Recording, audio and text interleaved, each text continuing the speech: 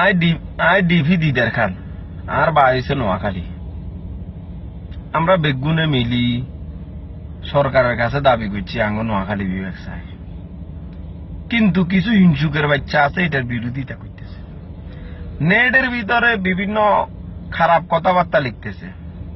এরে আর কদু গাছ লাগবো, আর কদু গাছ রুইছি, আর কদু লাগবো, আর কদু গাছ রুইছি।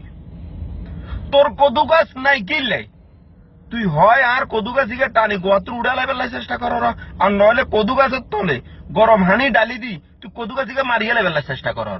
হিসা মারি তোর কোয়াল বরি, তোর কদু গাছ দরকার হলে, তোর কদু দরকার হলে তুই কদু গাছিকে রো।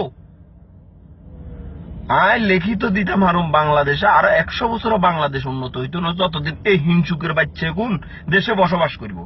এগুন রে যুদ্ধ অপরাধীর হিসে লাইন ধরায় খা করায় হাসি দিয়ে এলান, আর নাহলে বার্মা আড়াই দেন, হেতারা মারিয়ে লেগু।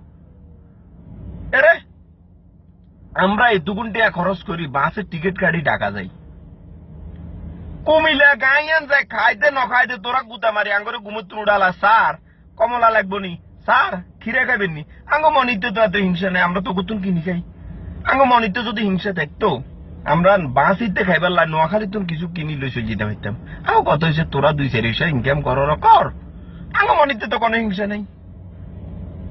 এরে একটা কথা মনে রাখবি, আমরা নোয়াখালীরা যদি ঢাকা শহরের ব্যবসা বাণিজ্য সব বন্ধ করে দিয়ে এটা নোয়াখালী চালু করি, তো বাংলাদেশের রাজধানী আর ঢাকা থাকতো না, বাংলাদেশের রাজধানী নোয়াখালী হয়ে যাব।